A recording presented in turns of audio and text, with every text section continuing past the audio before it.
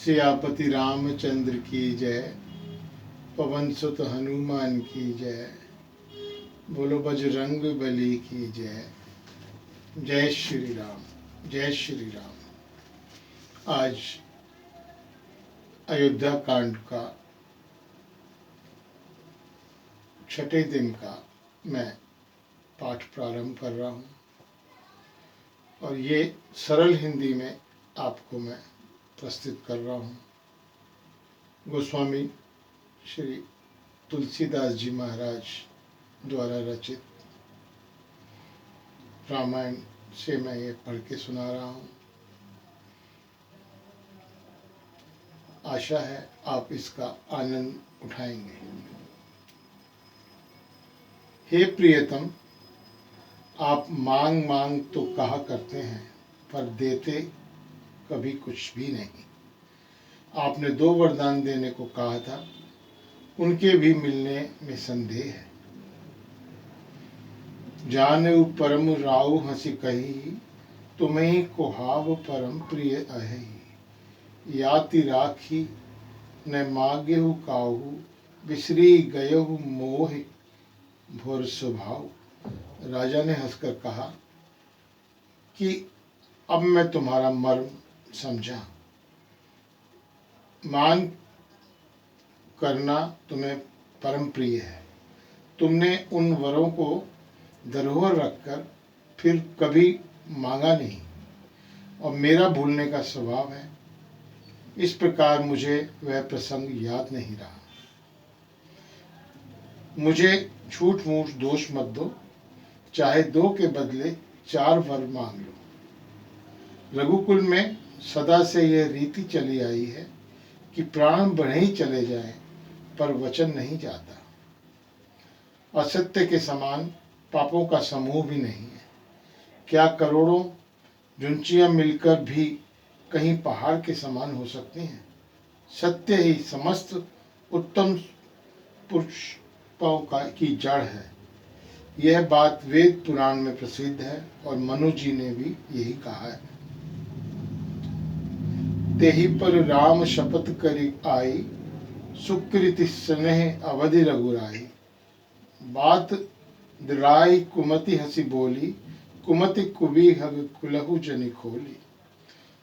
उस पर मेरे द्वारा श्री राम की शपथ करने में आ गई, मुंह से निकल पड़ी। श्री रघुनाथ जी मेरे पुण्य और स्नेह की सीमा है। इस प्रकार बात पक्की करके दुर्बुद्ध के कई हंसकर बोली, मानो उसने बुरे विचार रूपी दुष्ट पक्षी अर्थात बाज को छोड़ने के लिए उसकी आंखों पर की टोपी खोल दी। राजा का मनोरथ सुंदर वन है, सुख सुंदर पक्षियों का समुदाय है। उस पर बिल्ली की तरह केकई अपना वचन रूपी भयंकर बाज छोड़ना चाहती है। वह बोली, हे प्राण प्यारे, सुनिए, मेरे मन को भाने वाला एक वर तो दीजिए, भरत को राज दिला। और हे नाथ, दूसरा वर भी मैं हाथ जोड़कर मांगती हूँ और मेरा मनोरथ पूजा कीजिए। तापस वेश विशेष उदासी, 14 वर्ष राम बनवासी। मुनि मृदु वचन भूप ही सोकू, शशि कर छुअत विकल जिमि कोकू।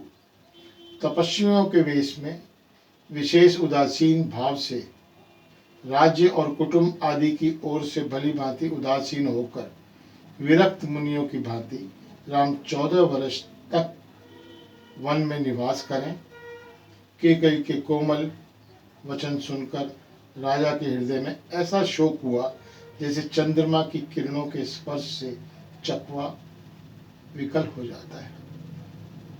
राजा सहम गए, उनसे कुछ कहने ना बनता और वो बाज वन में बटेर पर झपटा हो। राजा का रंग बिल्कुल उड़ गया, मानो ताड़ के पेड़ को बिजली ने मारा हो। जैसे जब बिजली गिरती है ताड़ के पेड़ के ऊपर, तो जो ताड़ का पेड़ है झुलस कर बदरंगा हो जाता है, वही हाल राजा का हुआ। माथे हाथ मुदी 2 लोचन, तनु धरि सोचु लाग जनु सोचन, मोर मनोरथ सुर तरु फूला, फरत करि निजिमि हतेहु समूला। माथे पर हाथ रखकर दोनों नेत्र बंद करके राजा ऐसे सोच करने लगे मानो साक्षात ही शरीर धारण करके सोच रहा हो। वे सोचते हैं, हाय मेरा मनोरथ रूपी कल्प वृक्ष फूल चुका था, परंतु फलते समय केकई ने हाथिनी की तरह उसे जड़ समेत नष्ट कर डाला। केकई ने अयोध्या को उजाड़ दिया और विपत्ति की अचल नींव डाल दी। किस अवसर पर क्या हो गया, स्त्री का विश्वास करके मैं वैसे ही मारा गया जैसे योग की सिद्धि रूपी फल मिलने के समय योगी को अविद्या नष्ट हो जाती है। इस प्रकार राजा मन ही मन छींक रहे थे कि राजा का ऐसा बुरा हाल देखकर दुर्विधि केकई मन में बुरी तरह से क्रोधित हुई और बोली, क्या भरत आपके पुत्र नहीं है? क्या मुझे आप दाम देकर खरीद के लाए थे? क्या मैं आपकी विवाहित पत्नी नहीं हूं, जो मेरा वचन सुनते ही आपको बाण सा लग गया? और आप सोच समझकर बात क्यों नहीं कहते? उत्तर दीजिए, हाँ कीजिए, नहीं तो ना ही कर दीजिए। आप रघुवंश में सत्य प्रतिज्ञा वाले प्रसिद्ध हैं। आपने ही वर देने को कहा था, अब भले ही न दीजिए, सत्य को छोड़ दीजिए और जगत में अपयश लीजिए। सत्य की बड़ी सराहना करके वर देने को कहा था, समझा था यह चबेना ही मांग लेगी। राजा शिवी, दधीची और बलि ने जो कुछ कहा, शरीर और ध्यान त्याग कर भी उन्होंने अपने वचन की प्रतिज्ञा को निभाया। केकई बहुत ही कड़वे वचन कह रही थी, मानो जले पर नमक छिड़क रही है। धर्म की धुरी को धारण करने वाले राजा दशरथ ने धीरज धरकर नेत्र खोले और सिर धुनकर लंबी सांस लेकर इस प्रकार कहा कि इसने मुझे बड़े कुठौर मारा है, ऐसी कठिन परिस्थितियां उत्पन्न कर दी है जिससे बच निकलना कठिन हो गया है। प्रचंड क्रोध से जलती हुई केकई सामने इस प्रकार दिखाई पड़ी, मानो क्रोध रूपी तलवार नंगी म्यान से बाहर खड़ी हो।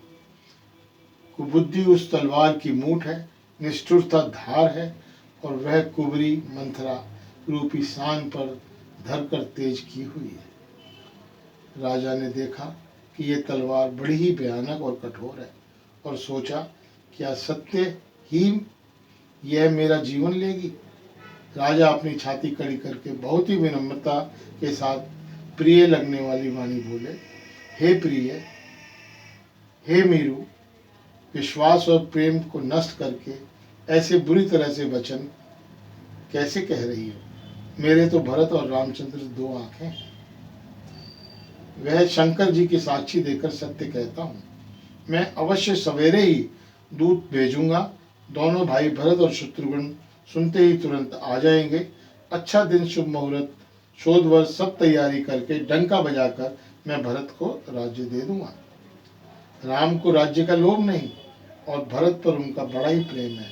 मैं ही अपने मन में बड़े छोटे का विचार करके राजनीति का पालन कर रहा था, अर्थात बड़े को राज तिलक दे रहा था। आज का ये प्रसंग मैं यहीं समाप्त करता हूँ, क्योंकि मेरी इच्छा ये है कि छोटे छोटे प्रसंग में मैं आपको ये सब सुनाऊं, जिससे कि आप इसे बहुत ही ध्यान से सुने और उस पर अमल करें। जय श्री राम, जय श्री राम।